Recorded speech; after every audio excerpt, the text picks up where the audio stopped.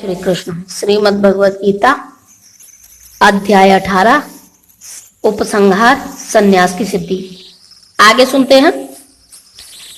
इन सारे कार्यों को किसी प्रकार की आसक्ति या फल की आशा के बिना संपन्न करना चाहिए। हे प्रथापुत्र, इन्हें कर्तव्य मानकर संपन्न किया जाना चाहिए। यही मेरा अंतिम मत है। तात्पर्य, यद्यपि सारे यज्ञ शुद्ध करने वाले हैं, लेकिन मनुष्य को ऐसे कार्यों से किसी फल की इच्छा नहीं करनी चाहिए। दूसरे शब्दों में, जीवन में जितने सारे यज्ञ भौतिक उन्नति के लिए हैं, उनका परित्याग करना चाहिए। लेकिन जिन यज्ञों से मनुष्य का अस्तित्व शुद्ध हो और जो आध्यात्मिक स्तर तक उठाने वाले हों, उनको कभी बंद नहीं करना चाहिए। जिस किसी वस्तु से कृष्ण भावनामृत तक पहुंचा जा सके, उसको प्रोत्साहन देना चाहिए। श्रीमद् भागवत में भी यह कहा गया है कि जिस कार्य से भगवत भक्ति का लाभ हो, उसे स्वीकार करना चाहिए। यही धर्म की सर्वोच्च कसौटी है। भगवत भक्त को ऐसे किसी भी कर्म, यज्ञ या दान को स्वीकार करना चाहिए जो भगवत भक्ति करने में सहायक हो। निर्दिष्ट कर्तव्यों को कभी नहीं त्यागना चाहिए। यदि कोई मोहवश अपने नियत कर्मों का परित्याग कर देता है, तो ऐसे त्याग को तामसी कहा जाता है। तात्पर्य, जो कार्य भौतिक तुष्टि के लिए किया जाता है, उसे अवश्य ही त्याग दें। लेकिन जिन कार्यों से आध्यात्मिक उन्नति हो, यथा भगवान के लिए भोजन बनाना, भगवान को भोग अर्पित करना, फिर प्रसाद ग्रहण करना, उनकी संस्तुति की जाती है। कहा जाता है कि सन्यासी को अपने लिए भोजन नहीं बनाना चाहिए, लेकिन अपने लिए भोजन पकाना भले ही वर्जित हो, परमेश्वर के लिए भोजन पकाना वर्जित नहीं है। इसी प्रकार अपने शिष्य की कृष्ण भावनामृत में प्रगति करने में सहायक बनने के लिए सन्यासी विवाह यज्ञ संपन्न करा सकता है। यदि कोई ऐसे कार्यों का परित्याग कर देता है, तो यह समझना चाहिए कि वह तमोगुण के अधीन है। जो व्यक्ति नियत कर्मों को कष्टप्रद समझकर या शारीरिक कलेश के भय से त्याग देता है, उसके लिए कहा जाता है कि उसने यह त्याग रजोगुण में किया। ऐसा करने से कभी त्याग का उच्च फल प्राप्त नहीं होता। तात्पर्य, उसे इस भय से अर्थोपार्जन बंद नहीं करना चाहिए कि वह सकाम कर्म कर रहा है। यदि कोई कार्य करके कमाए धन को कृष्ण भावनामृत में लगाता है, या यदि कोई प्रातःकाल जल्दी उठकर दिव्य कृष्ण भावनामृत को अग्रसर करता है, तो उसे चाहिए कि वह डर कर या यह सोचकर कि ऐसे कार्य कष्टप्रद हैं, उन्हें त्यागे नहीं। ऐसा त्याग राशि होता है। राशि कर्म का फल सदैव दुखद होता है। यदि कोई व्यक्ति इस भाव से कर्म त्याग करता है, तो उसे त्याग का फल कभी नहीं मिल पाता। हे अर्जुन, जब मनुष्य नियत कर्तव्य को करणीय मानकर करता है और समस्त भौतिक संगति तथा फल की आसक्ति को त्याग देता है, तो उसका त्याग सात्विक कहलाता है। तात्पर्य, नियत कर्म इसी मनोभाव से किया जाना चाहिए। मनुष्य को फल के प्रति अनासक्त होकर कर्म करना चाहिए। उसे कर्म के गुणों से विलग हो जाना चाहिए। जो व्यक्ति कृष्ण भावनामृत में रहकर कारखाने में कार्य करता है, वह न तो कारखाने के कार्य से अपने को जोड़ता है, न ही कारखाने के श्रमिकों से। वह तो मात्र कृष्ण के लिए कार्य करता है, और जब वह इसका फल कृष्ण को अर्पण कर देता है, तो वह दिव्य स्तर पर कार्य करता है।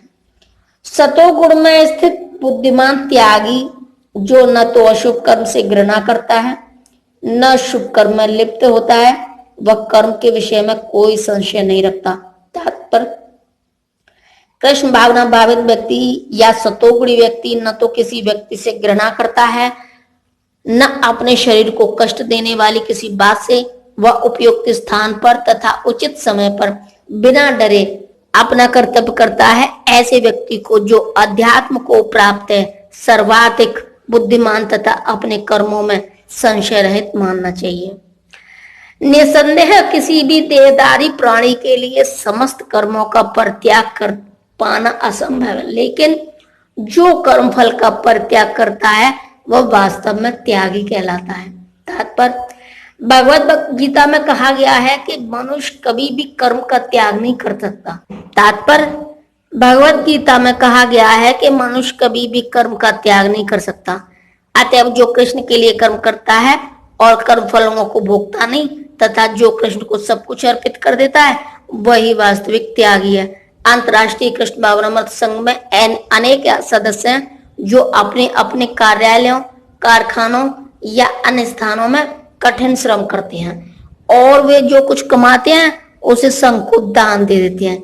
ऐसे महात्मा व्यक्ति वास्तव में सन्यासी हैं और वे सन्यास में स्थित होते हैं। यहाँ स्पष्ट रूप से कहा गया है, बताया गया है कि कर्म फलों का परित्याग किस प्रकार और किस प्रयोजन के लिए किया जाए। जो त्यागी नहीं है उसके लिए इच्छित यानी कि इष्ट, अनिच्छित यानी कि अनिष्ट तथा मिश्रित ये तीनों प्रकार के कर्म फल मृत्यु के बाद मिलते हैं। लेकिन जो सन्यासी है उन्हें ऐसे फल का सुख दुख नहीं भोगना पड़ता। तात्पर्य, जो कृष्ण भावनाओं में व्यक्ति कृष्ण के साथ अपने संबंध को जानते हुए कर्म करता है वह सदैव मुक्त रहता है।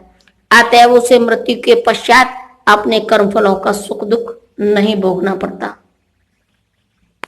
हे महाबाहु अर्जुन, वेदांत के अनुसार समस्त कर्म की पूर्ति के लिए 5 कारण हैं। अब तुम इन्हें मुझसे सुनो।